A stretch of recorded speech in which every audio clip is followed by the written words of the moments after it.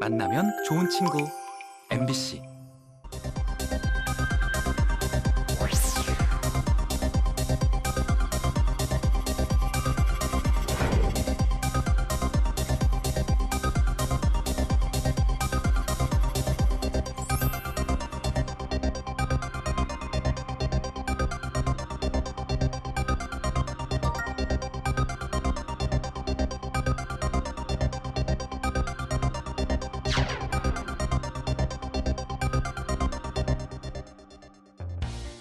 얼마 전 이 마트에서 20만 원어치 물건을 고른 뒤에 깜빡하고 계산을 하지 않으셨던 치매 어르신이 결국 마트 업주로부터 무려 2천만 원의 합의금을 요구받았던 일이 있었습니다. 이 치매 어르신의 이야기를 듣고 있으면은 이건 이제 누군가는 또 쉽게 겪을 수 있는 일이구나라는 생각이 들더라고요. 네, 맞습니다. 게다가 초고령화 사회로 접어든 우리나라는요, 네. 해마다 이 치매 발병률이 계속해서 올라가고 있다고 합니다. 그만큼 이제 치매가 개인의 문제를 넘어서 네. 사회적인 문제가 되고 있지 않나 하는 생각도 듭니다. 네, TV 메디컬 약속 오늘 이 시간은 나를 잊어버리는 증상. 좀 섬뜩한 표현이기도 네. 한데요. 치매 치료 기술 과연 어디까지 와 있는지 이야기 들어보도록 하겠습니다. 칠곡 경북대학교 병원 뇌신경센터의 이호원 교수님과 함께하겠습니다. 안녕하십니까? 안녕하세요.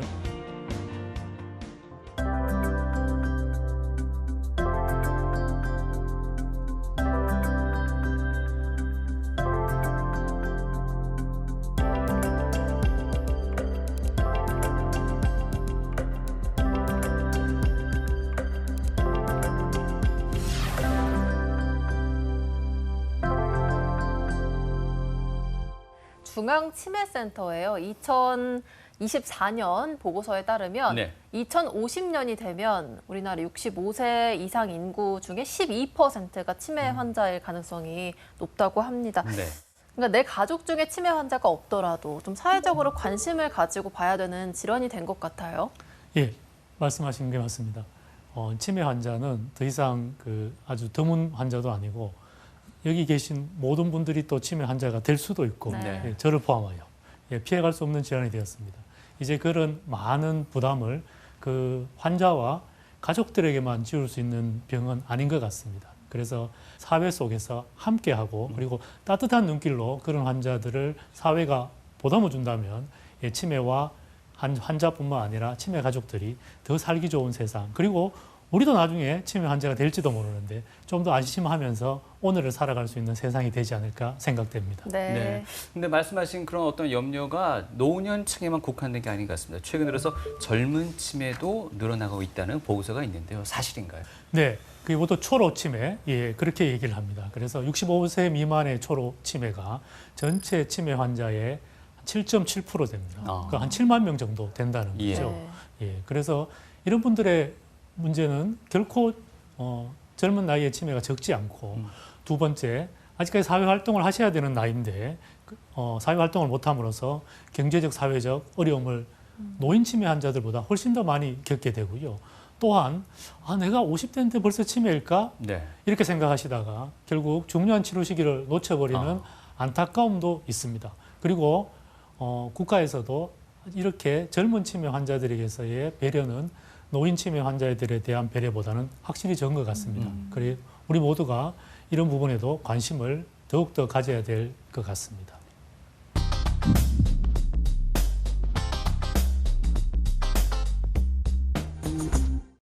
아마 다들 이런 경험 한 번씩은 있으실 겁니다. 네. 휴대전화를 손에 들고 내 휴대전화 어디 있어 하고 찾는다거나 네. 방금까지 하려고 했던 말을 깜빡하는 일. 그렇죠. 네, 이런 상황들이 좀 반복되다 보면 이게 단순한 건망증인지 아니면 초기 치매 증상인지 걱정이 앞서실 것 네, 같습니다. 그렇습니다. 교수님, 정확히 치매라는 게 어떤 증상이라고 할 수 있을까요? 네, 다들 두려워하시는 게 치매잖아요. 네. 예, 여기 지금 보이는 두 남자가 있습니다. 예, 미국 대통령, 네. 세상에서 가장 권력이 센 사람. 그 옆에는 모하머드 알리, 세계 헤비급 챔피언으로 전설적인 인물이었죠. 세계에서 가장 힘이 센 사람. 이런 사람들도 결국은 피해갈 수 없었던 병이 치매고요. 그럼 도대체 치매가 뭘 가지고 치매라고 불러야 되나? 어떻게 하면 치매라는 걱정을 해야 되냐? 치매라는 거는 평소에 건강하고 아무 문제가 없었던, 보통 이제 의학적으로는 후천적이라 그러면 선천적으로 아니고 후천적으로 뇌의 기능이 손상이 와서 그것이 회복되지 않고 영구적으로 후유증이 남아 있는 상태, 그로 인해서 나의 일상생활에 불편감을 느낄 수 있는 상태를 치매라고 부릅니다. 여기서 한 가지 얘기 드리고 싶은 거는 교통사고가 나서 뇌에 큰 손상을 입고 중환자실에 누워있고 뇌는 많이 손상이 되었으니까 좋아질 수도 있고 안 좋아질 수도 있겠죠. 네. 예. 후유증이 남지 않고 한 일주일 입원하고 다시 정상으로 돌아왔다. 그런 상태를 선망이라 그러고요. 예. 영구한 후유증이 남기고 돌아오지 않으면 그 사람도 치매인 겁니다. 예. 그러면 일반인들이 말하는 건망증은 뭘까? 제가 이렇게 얘기합니다. 이번에 시험 쳤더니 기억력 시험 쳤더니 너무 못 쳤어요. 근데 제가 봐서는 그분의 나이에 비해서는 아무런 문제가 없고 동년배에 비해서는 상위 10%에 드는 아주 우수한 성적을 내셨는데도 걱정을 많이 하시더라고요. 네. 그래서 제가 이렇게 합니다. 젊을 때보다 달리기 못 하시는데 이것도 큰 병일까요? 예. 우리가 세월의 흔적은 피해갈 수 없어서 받아들여야 될 부분이 있죠. 예, 20대, 30대 굉장히 똑똑하던 그 시절에 비해서 뇌의 기능은 조금 떨어졌지만 정상적인 노화에 생기는 것들을 건망증이라고 보면 되고요. 요즘에 하도 의학적인 용어들이 일반인들에게 많이 알려져서 경도인지장애다. 경도인지장애는 치매의 전 단계다. 뭐 이렇게들 말씀을 많이 하시는데 경도인지장애는 뭐냐? 후천적으로 뇌의 기능이 떨어져서 일상생활에 큰 장애가 없는 경우를 경도인지장애라고 합니다. 그래서 경도인지장애는 정상으로 돌아올 수도 있고 앞으로 진행해서 치매가 될 수도 있는 아주 위험한 상태, 경계 상태에 있다. 그런 상태를 말합니다. 그래서 치매는 다시 말씀드리지만 후천적으로 뇌의 인지 기능이 손상이 와서 이것이 되돌릴 수 없는 상태가 되어서 나의 일상생활에 장애가 생기기 시작하면 치매라 그러고, 그렇지 않은 상태, 일상생활에는 뭔가 좀 문제가 있긴 한데 내가 살아가는 데는 큰 지장이 없어. 그럴 때는 경도인지장애라고 부릅니다. 예. 자, 그러면 일상생활의 능력이다. 그럼 일상생활은 뭐냐? 기본적으로 우리가 시장을 본다든지 요리를 한다든지 TV를 조작한다든지 그리고 돈 계산을 한다든지 이렇게 고차원적인 인지 기능이 있는가 하면 이런 인지 기능은 치매 환자의 초기에 잘 손상이 옵니다. 하지만 대소변을 가린다든지 양치질을 한다든지 계단을 오르내린다든지 냄새를 맡는다든지 이런 어떻게 보면 굉장히 인간의 원초적인 일상생활 능력들은 치매 후반에 잘 망가지겠죠. 그래서 우리 가족이, 우리 어른이 치매인지 아닌지 궁금해할 때는 이런 고차원적인 도구를 사용하는 일상생활 능력에 손상이 있는지를 유심히 보시고 거기에 문제가 있다 이렇게 하신다면 치매의 가능성을 두고 전문의와 상담해 볼 필요가 있다고 생각합니다. 네. 네, 교수님 말씀을 들으면 이해가 될 듯도 한데 그럼에도 불구하고 이게 늙어서 그런 건지 진짜 치매 초기인지가 항상 헷갈려지는 기준점이 있는 것 같습니다. 과연 이 초기라는 건 어느 시기를 초기라고 하고 그 시기에 병원을 찾게 되면 얼마나 이 진행을 늦출 수가 있을까 하는 궁금증이 생깁니다. 예, 제가 네. 아시는 분은 30년을 골프를 치셨는데 어느 날 갑자기 골프 스코어를 기록하는 것을 힘들어졌었습니다. 그러면 방금 쳤던 골프의 타수를 기억하는데 문제가 있고 적는데 문제가 있죠. 이분은 일상생활에 장애가 생긴 거예요. 예. 나는 뭐 골프 평생까지 칠 일도 없는데, 하지만 시장 마트를 보러 가셨는데 돈 계산을 하고 항상 그 스름돈 계산하는 게 틀리기 시작한다. 그럼 나의 일상생활에 장애가 오기 시작한 거죠. 네. 이때부터 초기 치매의 시작이라고 볼 수 있겠습니다. 예. 과연 그러면 초기에 그렇게 하는 것이 도움이 될까? 사실 모든 병이 초기에 진단한다면 도움이 되고요. 치매 환자는 약물을 쓰지 않는 굉장히 초기 환자일지라도 인지 증강을 하기 위한 여러 가지 게임이나 또는 뇌의 활동을 많이 할 수 있는 레크레이션이라든지 이런 것도 굉장히 초기에 했을 때 후기에 하는 것보다 30%에서 많게는 50%까지 치매의 진행 속도를 늦출 수가 있다고 생각합니다. 그래서 치매만큼은 아직까지 조기에 발견해서 본인의 그 진행도 늦추고 본인의 삶에 대한 설계도 본인 스스로 하시고 똑같은 돈을 들여서 치료를 하더라도 그 치료 효과를 극대화시키는 게 반드시 필요한 것이기 때문에 초기에 관심을 가지고 진단받는 것이 꼭 필요하다고 생각합니다. 네. 사실 이 치매라는 거에 대한 두려움은 다들 가지고 계시는데 네. 그냥 막연하게 나이가 들면 자연스레 찾아오는 질병 정도로 생각하시는 분들이 많으신 것 같아요. 근데 사실 생각보다 되게 세부적인 원인에 의해서 생길 수 있는 증상이라고 하더라고요. 맞습니까? 네, 정확합니다. 예, 치매는 정상입니다. 치매는 병이 아닙니다. 이때까지 뭐 병 얘기했는데 왜 갑자기 치매가 병이 아니냐? 예, 자, 열이 난다, 고열이 난다. 그게 병이라고 부르지는 않죠. 네. 열이 나기 때문에 그 고열이 나는 것의 원인이 뭘까? 감기일까? 우리를 괴롭혔던 코비드 19일까? 안 그러면 폐렴일까? 뭐 그런 일이 있으면 안 되겠지만 뇌수막염일까? 네. 그에 따라 다 다르죠. 치매는 하나의 증상이고 이 치매를 일으키는 원인이 뭘까에 따라서 달라지는 거고 치매 원인의 가장 대표적인 거, 한 60%를 3분의 1을 차지하는 것이 알츠하이머 병이고요. 그 외에도 알츠하이머 병 외에도 혈관성 치매, 전두척두엽 치매, 루이 소체 치매 뭐 이로 다 말할 수 없이 한 80여 가지의 치매의 원인이 있다고 보시면 됩니다. 네. 이 여러 가지 그 치매 종류 가운데 갑상선 기능 저하도 언급되고 있는 것 같습니다. 갑상선 기능 저하가 치매에도 영향을 미친다. 이 관련성에 대해서도 좀 궁금한 점이 생기네요. 네, 이 갑상선 호르몬이라는 거, 특히 여성분들이 갑상선이 많으시죠. 갑상선 호르몬은 실제로 우리 신경에 굉장히 중요한 역할을 합니다. 신경세포의 활동과 그리고 신경세포와 신경세포를 연결을 지는 곳을 시냅스라 그럽니다. 네. 서로 연결 통로죠. 예, 거기뿐만 아니라 그 다음에 그 우리 뇌의 염증 반응, 예, 뇌도 일을 많이 하다 보면 열이 나고 노폐물이 쌓이는 그런 염증 반응에도 갑상선 호르몬이 관여하고요. 또한 그 알츠하이머 병을 일으키는 아밀로이드 정부 단백질이라는 게 있습니다. 얘들을 처리하는데도 갑상선 호르몬이 중요한 역할을 합니다. 다시 말해서 이 갑상선 호르몬은 우리 목에 있는 갑상선에만 역할을 하고 우리 신체에만 역할을 하는 것이 아니라 우리 뇌 조직에도 굉장한 역할을 해주는 것이다. 그래서 갑상선 기능 저하가 되어 있으신 분들이 그렇지 않은 분들보다 알츠하이머 병이 한 2배 정도 많이 생기고요. 실제로 갑상선 기능이 저하되어 있는 알츠하이머 환자에서 갑상선 기능 저하를 같이 치료해 줬을 때 그 환자의 알츠하이머 진행 속도도 늦을 뿐만 아니라 기억이 돌아오는 그런 인지 기능의 회복도 그렇지 않은 사람들보다 한 2배 정도 높다고 합니다. 또 마지막에 저 비타민 이야기도 눈에 띄는데요. 네. 사실 보통 음식으로 많이 섭취하시잖아요. 뭐 고기라든지 생선을 통해서. 네. 그러면 결국에는 이 치매의 원인 중에 하나로 식생활도 포함될 수 있는 걸까요? 예, 이 비타민 B12는 실제로 우리 몸의 그 신경세포의 신호 전달에 중요한 역할을 하고 우리 몸에 DNA라고 많이 들어보셨잖아요. 네. DNA가 손상됐을 때 이 비타민 B12가 DNA를 손상을 회복하는 데 굉장히 역할을 합니다.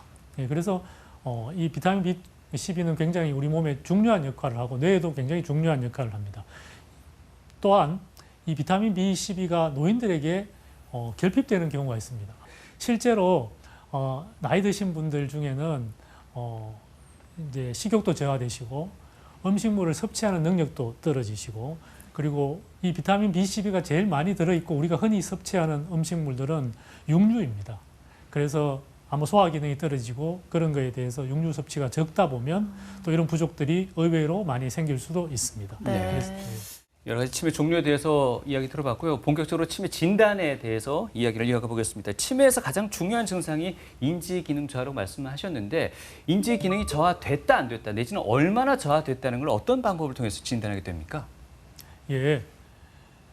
치매 진단의 큰 흐름은 제가 지금 보여드리는 것처럼 전문의를 만나서 그 사람이 제가 불편한 거를 얘기 드리고 네. 그럼 선생님이 진찰도 해주실 거고 그다음 해야 될 게 신경심리 검사라는 걸 하게 됩니다. 보통 어디 가면 기억력 검사 네. 예, 그렇게 얘기를 하는 검사입니다.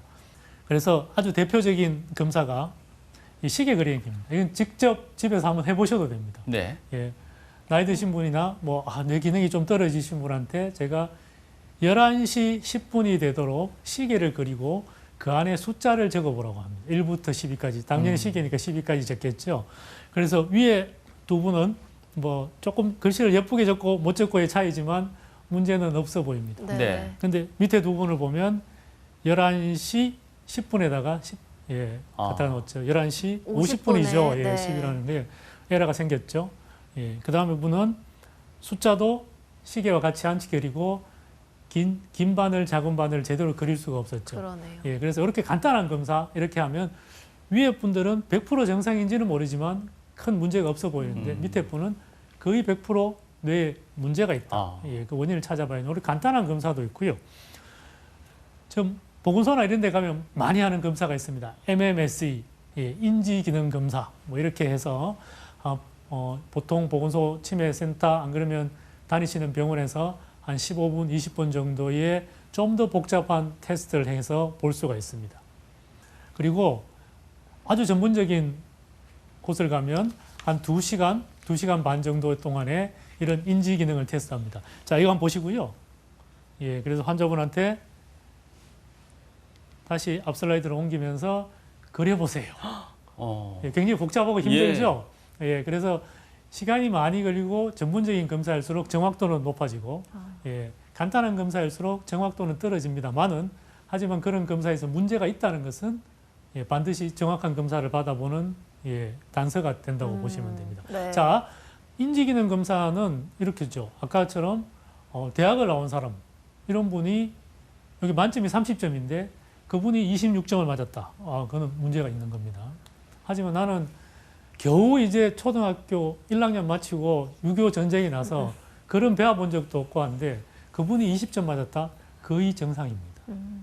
그래서 인터넷에 보면 나 26점 미치니까 무조건 치매야 이런 건 절대로 아니고 이 점수는 치매를 보는 게 아니고 그 사람의 인지기능을 테스트하는 검사이고 그 사람의 학력과 나이에 따라서 다르다. 여기 계신 분들은 3점 안 나오면 다 문제가 있는 겁니다. 아시겠죠? 네.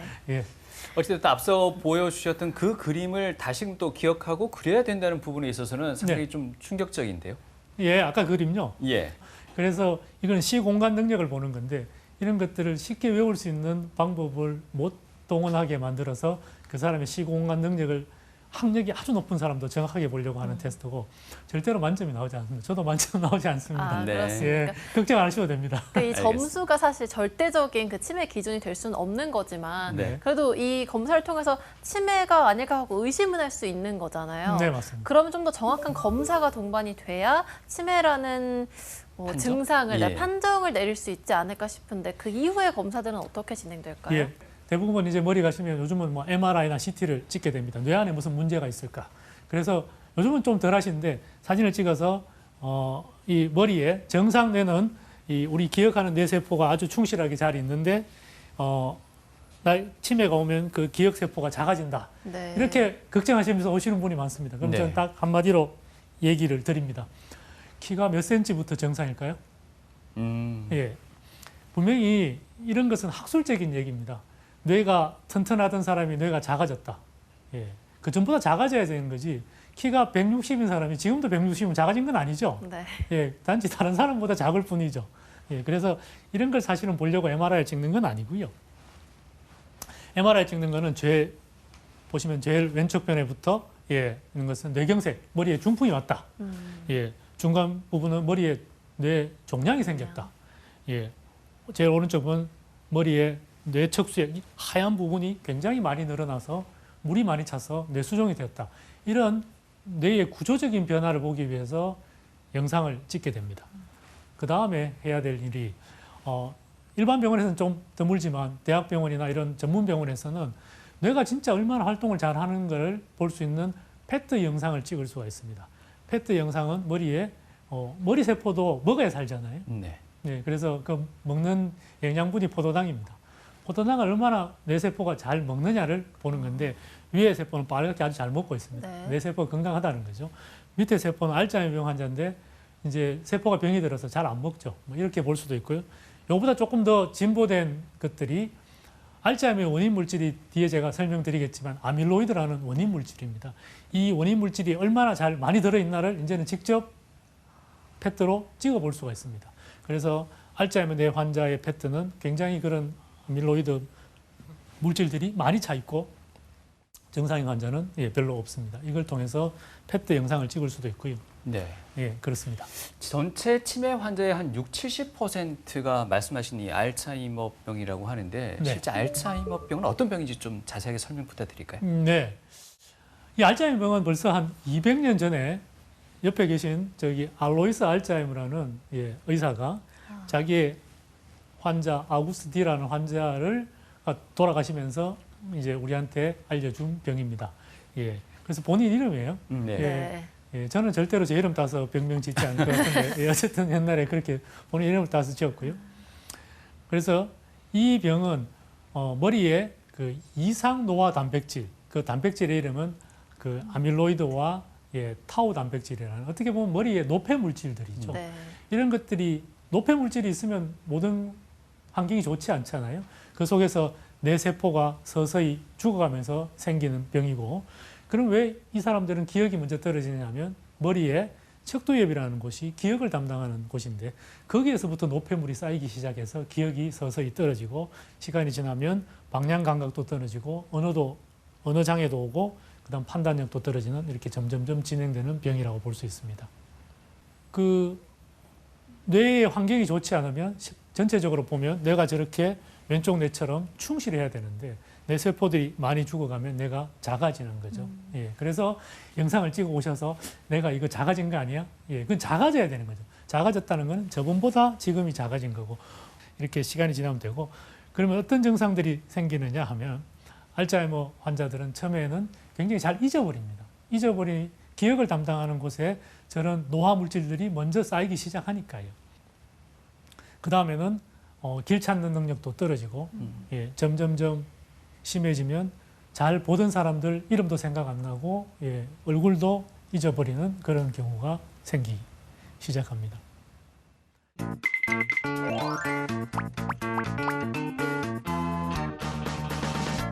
우리 몸이 점점 노화되기 시작하면 조금 슬프기도 하지만 우리 뇌가 나이가 들어 점점 노화된다 생각 들면 걱정이 이만저만이 아닌데요. 교수님, 네. 누구나 치매는 다 걸리는 겁니까? 아니면 안 걸리는 사람도 있는 겁니까? 네, 안 걸리는 사람도 있습니다. 우리가 이론적으로 네. 한 126세까지 산다면 누구나 이제 100% 치매가 올 겁니다. 하지만 평균 수명 85세인 세상에 우리가 살고 있는데 네. 그걸 기준으로 했을 때 한 50% 정도가 치매고, 뒤집어 얘기하면 50%는 치매 없이 평균 85세까지 살 수 있다, 이 얘기입니다. 네. 그렇군요. 네. 그런데 사실 100세 건강 시대라고 하고 네. 점점 우리 기대 수명이 점점 늘어나지 않겠습니까? 네. 그러면 치매에 대한 걱정이 점점 커지는 건 당연한 건가요? 예, 이론적으로는 치매도 늘어나겠지만 네. 그만큼 의학의 발전도 또 있기 때문에 의학의 발전에 도움을 조금만 받는다면 수치는 더 줄어들겠죠. 네. 희망적이네요. 네. 그렇군요. 그런데 일반 시민분들은 치매를 어떻게 생각하는지, 뇌 건강을 위해서 어떤 노력을 하는지 저희들이 한번 여쭤봤거든요. 네. 화면으로 만나보시죠. 예. 자기를 깜빡깜빡 까먹는 병으로 알고 있어요. 기억력이 깜빡깜빡해서 주변 가족들이 너무 힘들어하는 병인 줄 알고 있습니다. 치매는 뇌가 노화가 되면서 기억력이 점점 없어지는 그런 질환으로 알고 있어요. 점점 성격도 변한다고 들었어요. 저는 평소에 규칙적인 그런 생활을 하고 또 낮잠도 길게 자는 게 좋은 거 아닌 것 같아요. 그래서 낮잠도 잘 안 자려고 해요. 우리 보적하면은 치매가 온다 하는 그 얘기를 들어가지고 아침에 일어나면 따뜻한 물을 한 컵 마시고 저녁에 자기 전에도 따뜻한 물을 한 컵 마시고 자고 있습니다. 가족들끼리 보드게임 같은 거 가끔씩 하면서 조금 화목하게 지내려고 그렇게 하고 있어요. 매일 안 까먹고 산책을 하려고 노력합니다. 교수님, 비타민 D 부족이 젊은 치매를 부를 수도 있다는데 사실인가요? 아마 아프리카에서 가능한 얘기인 것 같고요. 이 지금 살고 있는 한국에서는 불가능한 얘기인 것 같고요. 사실은 비타민 D 외에도 비타민 B12라든지 네. 다양한 요소들이 우리의 뇌 건강을 위해서 필수적입니다. 하지만 정상적으로 음식을 잘 섭취한다면 불가능할 것 같고요. 특히 노인분들의 경우에는 위장의 기능의 저하라든지 식욕의 저하라든지 이런 것 때문에 비타민의 보충이 필요할 수도 있습니다만 젊은 분들은 비타민이 부족할 리는 거의 없고요. 특히 비타민 D는요, 좀 짧은 옷 입으시고요. 이렇게 더운 날 네. 오전 10시에서 오후 2시 사이에 네. 한 20분씩만 햇볕을 쬐다면 전혀 부족할 일이 없습니다. 아, 그렇군요. 예. 그래서 이번에는요, 치매에 관한 오해와 진실 그리고 궁금증까지 한 번에 알아보도록 하겠습니다. 교수님, 네. 옛날 기억은 좀 잘 생각이 납니다. 오래된 기억 같은 거. 네. 그런데 최근의 기억이 잘 생각이 안 날 때가 있어요. 이거 혹시 알츠하이머병 아닌가 이렇게 생각하시는 분들이 있거든요. 선생님, 맞나요? 일부는 맞고 일부는 틀립니다. 아, 그래요? 예. 알츠하이머 병이 최근의 기억이 없어지고 옛날에 저장됐던 기억은 잘 합니다. 하지만 그것 또한 노화가 되면서 그렇게 될 수 있습니다. 제가 이렇게 환자분들한테 얘기 드립니다. 옛날보다 20대보다 달리기를 지금 못 하시는데 아마 병일까요? 아닐까요? 예, 그와 비슷한 거죠. 예, 그래서 한번 검사를 해봐야 알 수 있겠지만 네. 그런 증상이 있다고 해서 100% 기억이라고 생각할 수는 없습니다. 근데 보통 일반적으로는 먼 기억, 오래된 기억은 사실 생각이 잘 안 날 수가 있잖아요. 근데 만약에 오래된 기억도, 최근의 기억도 잘 안 난다면은 매원 해봐야 되는 겁니까? 예, 기억이 전체적으로 갑자기 옛날보다 많이 떨어졌다면 예, 그거는 뇌에 이상이 있다는 신호와 같습니다. 그래서 그 원인에 대한 조사를 해봐야 되고요. 네. 회복될 수 있는 원인도 많습니다. 그래서 그 원인만 찾는다면 옛날로 돌아갈 수도 있습니다. 예. 이번에 궁금한 점은요. 우리가 보통 성격이 좀 변하는 분들이 계세요. 네, 굉장히 좀 신경질적이고 좀 예민했던 어르신이 네, 어느 날 굉장히 온화하고 온순하고 친절하더래요. 네. 이거 혹시 치매의 시작이 아닌가 이렇게 의심하는 분들 계시거든요. 그것도 50%는 맞고 50%는 틀린 것 같아요. 아, 그래요? 예, 우리의 뇌가 나이가 들면 우리 여기 전두엽, 머리 앞쪽이 노화의 속도가 좀 빠릅니다. 다른 데 비해서. 네. 그래서 사람들이 전두엽이 관장하는 기능들이 그 사람의 성격 뭐 이런 겁니다. 그래서 나이가 들수록 사람이 좀 둥글둥글해진다고 하시잖아요. 네. 예, 노화의 과정일 수도 있고요. 하지만 그런 것들이 굉장히 빠른 속도로 일어나면서 사회생활 하는데 지장이 있을 정도라면 네. 뒤집어 얘기하면 우리 전두엽, 머리 앞쪽의 노화가 다른 사람보다 빨리 진행될 수 있을 가능성도 있다. 그런 대표적인 병이 전두척두엽 치매라는 병이 있습니다. 예, 그래서 한번 확인해 볼 필요는 있다. 단 조건은 네. 내가 생활하는데 또는 가족들과 생활하는데 사회생활하는데 내가 문제가 있을 만큼 나의 성격이나 이런 것들이 변했다고 생각하시면 한번 병원을 방문하시는 게 좋을 것 같아요. 그리고 반대로요. 치매 증상 중 하나 또 신경질도 있다는 걸 드라마를 본 적이 있는데 선생님 의견을 좀 듣고 싶어서 맞나요? 예, 그렇게 되는 수도 있습니다. 그래서 평소의 성격과 너무 반대 방향으로 급격하게 변하고 주변 사람들과 생활하는데 문제가 있다면 한번 뇌 기능, 특히 머리 전두엽 앞쪽의 기능들을 체크해 보시는 검사를 받아볼 필요가 있습니다. 아, 제가 조금 착해지면 검사 한번 받아봐야겠군요. 네, 시민들의 궁금증 듣고 왔습니다. 네. 이 노년층에서 가장 앓고 싶지 않은 질환 중에 하나가요. 알츠하이머 병이라고 합니다. 완치가 어렵기 때문인데요. 네. 그래도 최대한 진행을 늦추기 위해서는 적절한 조치가 취해져야 할 텐데 어떤 치료가 좀 이루어질 수 있겠습니까? 예, 현재는 큰 두 축으로 나누어져 있습니다. 환자 인지기능, 인지기능 기억력이라고 보통 표현하잖아요. 기억력을 개선하는 약물과 그다음에 환자의 불안, 우울, 초조를 조절하는 약물입니다. 먼저 인지기능을 개선하는 약물은 현재 굉장히 다양한 약물들이 나와 있지만 미국 FDA에서는 승인받은 두 가지 종류의 약물이 있습니다. 예, 콜린 에스트레이즈 억제제가 있고 그다음에 NMDA 수용체 기량제라고 해서 두 가지 약물이 FDA 승인을 받아 있고요.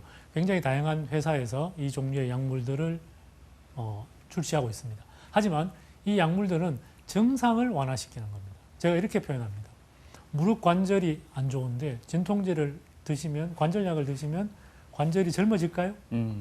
영원히 안 늙을까요? 그럼 관절약 왜 드세요? 돈 주고? 예, 똑같습니다. 예, 현재 나의 인지기능이 떨어져 있고 이런 인지기능이 떨어져 있는 여러 가지 환경 속에서 뇌세포들이 힘들어하는데 이런 약물을 줌으로써 그 뇌세포가 그 힘든 환경 속에서도 잘 좀 버텨낼 수 있도록 도와주는 거다. 이렇게 보시면 되고요. 자, 그래서 현재까지의 치료 약물들은 치료하지 않았을 때는 인지기능이 계속 악화되지만 치료를 했을 때 그 속도를 늦춰주는 것만은 확실합니다. 하지만 그 속도, 치료를 중간에 중단했을 때는 다시 옛날로 돌아가는. 그래서 치료를 한번 시작하면 꾸준하게 하신다. 관절 치료 평생 하시듯이 그렇게 꾸준하게 해 주십사 그렇게 얘기를 드립니다. 네. 앞서 약물 치료 설명하시면서 이건 원인 치료보다는 증상 치료라는 말씀을 주신 것 같은데요. 맞습니다. 실제 알츠하이머병의 원인 물질을 제거하는 그런 새로운 약물이 최근에 나왔다고 하는데 맞습니까? 네, 맞습니다. 이때까지 아까 제가 관절 얘기만 드렸잖아요. 뭐 치료를 하려 같으면 관절이 젊어지는 치료를 해줘야 그렇죠. 되는 거 아닌가요? 그래서 이 영어로 복잡하게 적겠는데 왜냐하면 수많은 회사들이 수많은 연구를 통해서 200년 전에 자기 이름을 딴 병을 지은 알로이스 알츠하이머가 우리한테 얘기해주는 그 원인 물질을 어떻게 해결할 수 없을까 하는 엄청난 연구들이 수십 년 동안 이어져 왔고요. 그래서 마침내 FDA에서 또 한국에서 승인을 받은 그 약물들이 이제 쓰이게 됐습니다. 그래서 이 약물은 아밀로이드를 제거해 줌으로써 병의 진행을 획기적으로 늦춰 줄 수 있는 약물이라고 보시면 되겠습니다. 그 알츠하이머 환자에서 나쁜 단백질 이 두 가지 종류가 있는데 그 중에 하나가 아밀로이드고 또 하나가 타우입니다. 네. 아직은 타우는 우리가 완벽하게 제거할 수 있는 기술이 없지만 원인 물질의 한 축을 이루는 아밀로이드를 제거해주는 약물이라고 보시면 됩니다. 그럼 도대체 그 제거하면 얼마나 좋아질까? 그래서 실제로 뇌에 있는 아밀로이드 축척의 78%를 없애줄 수 있다고 하고요. 그 다음에 병의 진행을 27% 늦춰주고요. 그 다음에 환자의 제가 일상생활 능력이라고 그랬잖아요. 일상생활 능력이 37% 향상된다고 보시면 될 것 같습니다. 문제는 이게 참 아직까지 약물이 힘들게 투여를 해야 됩니다. 2주마다 주사를 맞아야 되는 그런 단점이 있긴 합니다만 현재까지는 우리에게 원인을 치료할 수 있는 그런 첫 시작이라고 보시면 될 것 같습니다. 네, 방금도 얘기해 주셨지만 처음에 신약이 개발됐을 때 가장 좀 많이 걱정하시는 게 뭐 부작용이라든지 그렇죠. 이상 반응일 텐데요. 좀 다양한 임상을 거치면서 그 나타나는 어떤 주의점이라든지 나타날 수 있는 이상 반응 어떤 것들이 있겠습니까? 그래서 생각보다 이상 반응을 그림으로 그려놨는데 많습니다. 그래서 어떻게 하나 걱정도 되실 것 같은데 실제로 이상 반응들은 대부분 일시적입니다. 그리고 이상 반응이 나타나도 그것이 수개월 내에 대부분 다 사라지는 경우가 대부분이라서 적절한 처방과 그 담당 전문의와 상의하신다면 이상 반응은 너무 걱정하지 않으셔도 되리라고 생각합니다. 네. 그런데 이 약제 투입할 때 뇌 MRI도 뭐 추적 관찰을 해야 된다는 이야기도 있는 것 같습니다. 이건 특별한 이유가 있을까요? 네. 그 MRI를 찍는 가장 큰 이유는 아까 뇌출혈, 뇌부종 때문입니다. 왜냐하면 우리 아밀로이드 단백질, 그 나쁜 단백질들이 뇌에만 있는 것이 아니고 얘들이 뇌에서 흘러나와서 혈관벽에도 쌓이게 됩니다. 혈관벽에 많이 쌓이다 보면 새로운 신약이 들어갔을 때 그 신약들이 혈관벽에 있는 아밀로이드도 손상을 제거를 하게 되면 그것이 이렇게 머리에 부종을 일으키거나 안 그러면 미세출혈, 출혈을 해서 아주 막 우리 수술을 하는 그런 큰 출혈은 잘 없다고 보시면 되고요. 미세출혈들을 일으키게 됩니다. 그래서 이 신약을 투여하기 전에 MRI를 찍어서 그냥 분석하면 안 되고 이런 아밀로이드 관련 부작용이 생길 만한 위험성이 있는지를 정확하게 체크한 다음에 주사 치료를 하고요. 그래서 그 MRI를 찍는 것은 이 신약을 투여하기 전 기존의 MRI와 그리고 신약을 투여하고 나서 그 5번째 투여하기 전에 그리고 7번째 투여하기 전에 초기에 한 2번을 더 찍게 되고요. 그 다음에는 한 14번이니까 한 28주가 되겠죠. 28주째 맞기 전쯤에 한번 체크를 하게 됩니다. 여기 나와 있는 유전자 검사에 대해서도 설명 좀 해주실까요? 유전자 검사는 그 어떤 특정 유전자가 있으면 우리가 알츠하이머 병에 잘 걸린다고 알고 있습니다. 그래서 이 유전자는 여기 보면 4라고 적혀 있는데 4가 나쁜 놈이고 3은 보통이고 2는 좋은 놈이다. 이렇게 생각하시면 됩니다. 그래서 2의 유전자를 갖고 있으면 알츠하이머 병이 잘 안 걸리고 4에 있으면 알츠하이머 병이 잘 걸릴 뿐만 아니라 병도 좀 빨리 간다. 그런데 오해하지 마셔야 될 거는 이 유전자가 있다고 해서 내가 반드시 병에 걸린다. 그건 절대로 아닙니다. 남들보다 좀 더 위험할 수 있다 이 얘기고요. 그래서 알츠하이머 병이라는 게 유전으로만 되는 병이 아니고 자기의 생활과 그리고 그 환경 여러 가지에 의해서 되기 때문에 이런 사실 신약에서 그 유전자 검사를 하게 되는 이유는 저렇게 사형 유전자를 갖고 있으신 분들이 혈관벽에 나쁜 단백질, 아밀로이드라는 것이 좀 더 많이 침착이 되어 있어서 뇌 부종이나 미세 뇌출혈의 가능성이 좀 더 높아집니다. 하지만 저것이 있다고 해서 이 약을 못 맞는다, 이 약에 사용할 수 없다는 아니고 다른 없는 분보다는 좀 더 의료진이 더 신경을 써야 되고 본인도 조금이라도 불편하시면 의사와 자주 상담을 하시라는 의미에서 유전자 검사를 하게 되는 겁니다.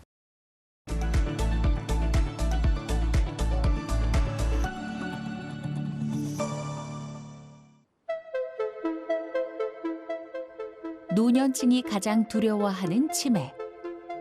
최근 의학계에서도 치매의 진단과 치료에 있어 다양한 연구들이 활발하게 이루어지고 있다. 알츠하이머의 최신 치료제인 약물을 투여하기 전에 환자의 상태나 이런 것을 면밀히 분석하여서 환자에게 부작용의 위험을 최소화시키기 위해서 우리 다른 과 교수님들과 모여서 협의하는 모임입니다. 기존의 그 치매 약이라고 하는 것은 무릎이 아플 때 쓰는 진통제처럼 증상을 완화시키는 약물이었습니다. 현재 약물은 알츠하이머 병의 원인이 되는 아밀로이드라는 머릿속에 나쁜 단백질이 있는데 이 나쁜 단백질을 제거해주는 근본적인 치료를 하는 것입니다. 알츠하이머병, 혈관성 치매 등 치매는 발생 원인에 따라 그 종류도 다양한데 불치병이라는 과거의 인식과 달리 조기 진단, 빠른 치료, 그리고 꾸준한 관리를 통해 치매로부터 삶의 질을 높일 수 있다는 희망도 점차 커지고 있다. 알츠하이머병의 근본적인 원인 물질을 제거하는 치료 약물의 경우 어떤 환자들에게 적용되고 있을까?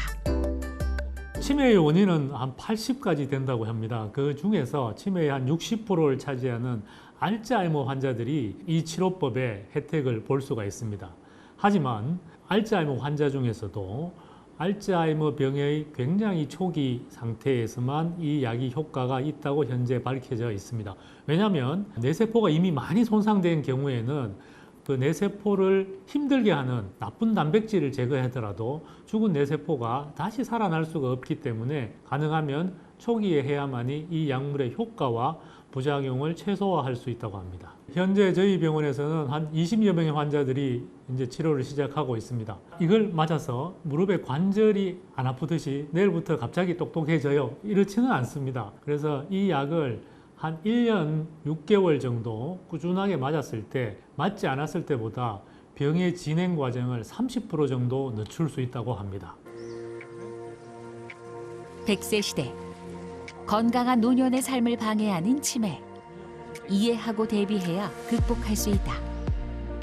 섣부른 포기 대신 치매 환자와 가족들의 긍정적인 상호작용을 통해 치매 치료에 한 걸음 더 나아가고 적절한 운동, 균형 잡힌 영양 섭취로 치매를 예방해 삶의 소중한 기억을 지켜야 한다.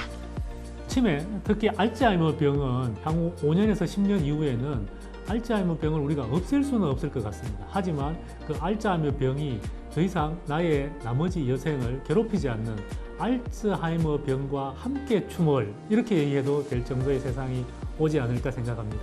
가장 힘든 것은 환자와 환자 가족입니다. 혼자만 감당하려고 하지 마시고 치매 안심센터 등 우리 사회가 함께 해줄 수 있는 것들이 있으니 체계들을 잘 활용하시면 좋겠습니다. 그리고 치매는 더 이상 그 개인의 문제가 아니고 우리 사회가 함께 보듬고 나가야 하는 문제이고 그를 통해서 우리가 해결해 나갈 수 있다고 생각합니다.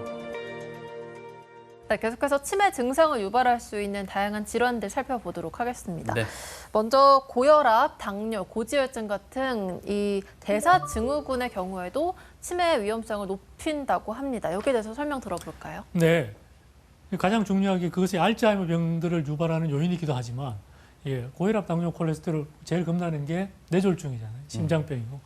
그래서 그런 것들이 머리에 뇌졸중을 유발함으로써 혈관성 치매를 일으킵니다. 예, 이 혈관성 치매는 두 가지 종류가 있는 거죠. 혈관이 아까 말씀하신 그런 병 때문에 피 속이 뻑뻑해져서 막히는 경우, 그리고 혈관이 딱딱해지고 혈관이 문제가 생겨서 터져버리는 뇌출혈, 이 두 가지가 있는 겁니다.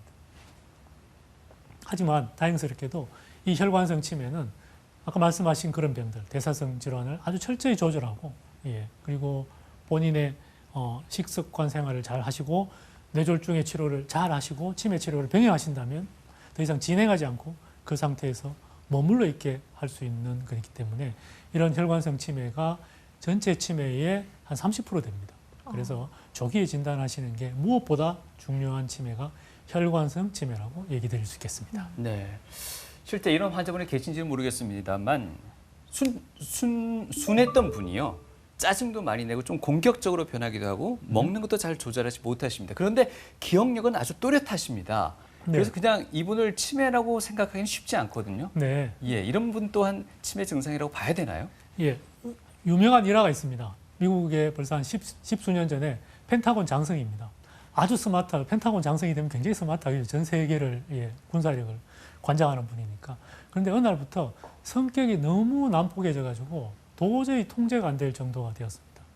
그래서 그분이 나중에 진단받은 일은 잘 하는데 그 조직을 통솔을 못할 정도로 성격에 문제가 생겼죠. 그래서 그분이 진단받은 치매가 바로 전두척두엽 치매입니다. 그래서 그럼 우리 전두엽이 하는 일이 뭘까? 머리 앞쪽이 우리가 사고하고 판단하고 무엇을 실행하고, 내가 오늘 같은 회의 장소에서 저기 맛있는 사과가 있는데 사장님도 계신데 내가 먹으면 안 될 것 같은데 우리 애기들은 가서 먹잖아요. 네. 아직 전두엽이 덜 발달됐고 우리처럼 사회적으로 전두엽이 발달되면 참죠. 먹고는 싶지만 그렇게 자기 행동을 통제할 수 있고 할 수 있는 곳이 바로 전두엽입니다. 그래서 전두엽 위치에 따라서 어떤 분들은 굉장히 온순하던 분이 과격해지기도 하고, 굉장히 40대, 50대까지는 활발했던 분이 갑자기 너무나 우울해져서 아무 이유가 없는데, 우울할 이유가 아무도 없는데, 사회적으로도 승진하고 가족들에도 문제가 없고 본인의 건강도 문제가 없는데 급격하게 우울해지면서 문제가 생기는 분들이 주로 이런 전두척두엽 치매의 가능성이 있습니다. 이분들은 아직까지 기억을 담당하는 뇌까지는 손상이 없기 때문에 기존에 자기들이 하는 기억력, 사회활동은 굉장히 잘 할 수 있습니다. 단지 사회적, 인간적인 관계에 의해서 굉장히 문제가 생기게 되는 겁니다. 여기 사진에서도 보시듯이 머리 앞쪽에 뇌가 공간이 많이 생겼고 앞쪽 뇌의 기능이 많이 떨어져 보이는, 붉은색이 활동을 많이 하는, 활동을 적게 하는 그런 상황이 보입니다. 그래서 여기는 보통 한 50대, 알츠하이머 병은 60대. 그러니까 조금 사실 어떻게 보면 사회적 스트레스가 많은 시기인 것도 하죠, 50대. 네. 그래서 그렇게 약간 오인하다가 치료의 시기를 놓치는 경우도 있습니다. 조기 발견을 통한 조기 치료의 그 필요성을 앞서 언급해 주셨는데요. 그렇다면 말씀하신 전두측두엽 치매 같은 경우에는 어떤 증상이 있을 때 빨리 내원하는 게 도움이 될 수 있을까요? 첫 번째, 환자의 특별한 이유 없이 성격이 굉장히 많이 변하기 시작한다, 50대 이후에. 그다음 두 번째 증상은 말을 하는데 단어를 빼먹고 얘기한다든지, 어떤 분은 조사를 빼먹고 얘기한다든지, 이렇게 언어가 옛날보다 좀 이상해졌다. 이런 분들은 한번 병을 확인해 보시는 게 좋고요. 그렇지만 안타깝게도 이 병에 대한 아주 획기적인 약물은 현재 존재하지 않습니다. 그럼 왜 조기에 진단을 받아야 될까? 그 사람은 사회적으로 사람이 성격이 변했어, 이상한 사람이야, 사람이 몹쓸게 됐어, 그래서 사회적으로 따돌림을 당하고 이렇게 됩니다. 실제로는 병 때문에 그런데. 두 번째, 이런 충분한 초기에 내가 이런 병이 걸렸어, 앞으로 나의 성격이나 이런 문제 때문에 나의 인생을 앞으로 미리미리 설계를 어떻게 하고 나의 그 임종을 어떻게 하겠다, 이런 것들 충분히 다 설계를 할 수가 있겠죠. 그래서 조기를 진단을 한다면 그 사회 구성원들이 그 환자가 그런 병이 있다고 안다면 그 사람의 그런 행동이 고의가 아니고 병 때문에 그랬으니까 그 사람의 나머지 기능들은 살아있으니까 어느 정도 사회적 멤버로서 같이 갈 수 있고, 또 본인 자신도 현재는 치료법이 없지만 나의 미래를 미리미리 설계를 해볼 수 있는 것이 조기 진단의 이점이라고 할 수 있겠습니다. 네. 설명을 쭉 듣다 보니까 간혹 가다가 뭐 어떤 병이 생겨서 그 고생 때문에 뭐 어쩌다가 치매로 이어진다. 뭐 이렇게 음. 생각하시는 분들도 계시는데 네네. 그러니까 사실 이 병이 병리적인 원인 그 자체가 된다는 뜻이잖아요. 음. 뭐 비슷하게 파킨슨병 그리고 이 뇌척수액이 차는 수두증 환자분들도 치매가 동반될 수 있다고요. 네. 앞서 말씀드렸지만 치매는 제가 병이 아니라 그랬잖아요. 네. 하나의 증상이라고 네. 그랬잖아요. 그래서 다양한 뇌 질환에서 따라올 수 있습니다. 그래서 대표적으로 파킨슨병, 요새는 많이 알려져 있죠. 실제로 뇌가 퇴행하는 질환 중에 가장 많은 게 알츠하이머병이고 그 두 번째가 파킨슨병입니다. 이제는 파킨슨병 그렇게 흔하지는 드물게 보지는 않으시죠. 예, 뭐 유명한 분도 계십니다. 저 제일 왼쪽에 계시면 사진이 작아서 그런데 마이클 제폭슨, 백투더 퓨처에 나온 네. 마이클 제폭슨도 있고, 예, 아까 무하마드 알리도 있었고, 우리 교황님도 계시고, 예, 등소평도 예, 있었고, 예, 이런 게 파킨슨병입니다. 파킨슨병은 행동이 굉장히 둔해지고 손도 떨리는 병이라고 알고 계시잖아요. 이런 병에 하지만 초기에는 잘 오지 않고요. 30% 정도만 옵니다. 나머지 70%는 또 잘, 예, 파킨슨을 잘 조절하시고 하면 병이 안 옵니다. 예. 그래서 치매가 오시는 분보다 안 오신 분이 더 많으니까 네. 나 오늘 파킨슨인데 어떡하나 걱정하지 마셔도 됩니다. 그 다음에 이 정상뇌압수두증이라고 있는데요. 이 환자들은 어떤 특징을 가지고 있는가 하면 파킨슨처럼 행동도 둔하고 그 다음에 소변도 굉장히 급하고 자주 보세요. 예, 그럼 기억도 떨어지는데 뭐 나이 들어서 행동이 둔할 수도 있고 예, 파킨슨 검사해 보니까 특별한 게 없고 예, 나이 들어서 뭐 기억도 조금 못할 수도 있는데 머리에 이렇게 뇌척수액이라고 하는 하얀색 부분이 이렇게 왼쪽의 정상 부분보다는 굉장히 많이 네. 늘어나 있죠. 이런 분들은 정말 늘어나서 문제가 있는지는 전문의의 진찰을 반드시 받아 보시면 좋고요. 이 뇌척수액이 늘어난 부분을 적절히 조정해 주면 일부 환자들에게서는 옛날로 기능으로 돌아가시는 분들도 있습니다. 아. 네. 자, 지금까지 치매 증상을 유발하는 다양한 질환들 그리고 알츠하이머병과 더불어서 개발된 신약 치료법에 대해서도 알아봤는데요.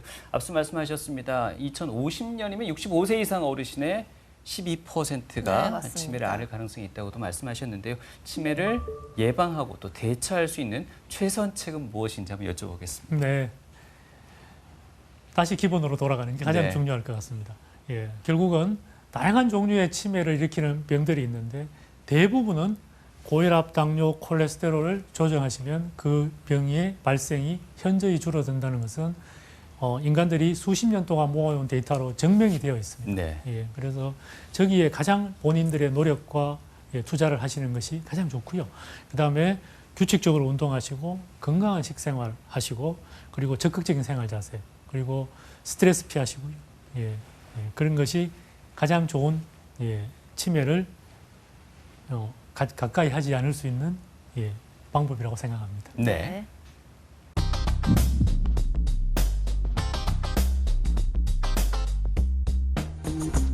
치매는 그 원인에 따라 치료법도 다양하다고 하는데요. 그래서 이번에는요, 치매에 관한 시청자 사연을 모아봤습니다. 교수님, 네. 50대 남성분의 사연입니다. 네. 이분이요, 조금 우울해요. 왜냐하면 왜 최근에 그럴까요? 예. 어머니를 여기셨습니다. 그럼. 어머니가요, 알츠하이머병을 좀 진단받고 오랜 동안 그 투병 생활을 이어가셨다고 해요. 근데 네. 최근에 세상을 떠나셨다고 하네요. 근데 이분의 외할머니도 알츠하이머병으로 좀 고생을 하셨던 모양입니다. 네. 그리고 돌아가셨고요.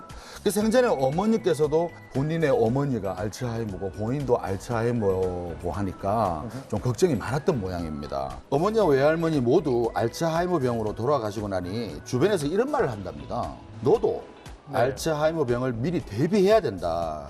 그거 유전이다 그러던데 실제 알츠하이머병은 유전일 가능성이 없습니까? 유전으로 생기는 알츠하이머 병은 전체 알츠하이머 병의 5% 미만이고요. 물론 알츠하이머 병이 잘 생기는 유전자를 받을 수가 있습니다. 집에 어머니, 아버지, 외삼촌, 삼촌 다 당뇨인데 그러면 당뇨 아닌 자식이 태어나면 주워온 자식인가? 그건 아니죠. 예, 부모님들로부터 당뇨가 잘 생긴 유전자는 내가 타고났지만 나의 식습관이나 생활에 의해서 당뇨가 남들보다 잘 생길 수는 있지만 안 생길 수도 있잖아요. 네. 물론 우리 부모님들이 그렇게 많은 알츠하이머 병을 갖고 계시다면 내가 더 위험한 건 사실입니다. 좀 노출된 거죠. 예, 하지만 병은 절대로 유전으로만 생기지 않습니다. 그 사람의 식습관 그리고 그 이후에 자기의 생활 환경과 밀접한 관계가 있기 때문에 네. 조금 더 나의 건강, 특히 내 건강을 위해서 노력한다면 그건 너무 그렇게 고민하실 건 없을 것 같습니다.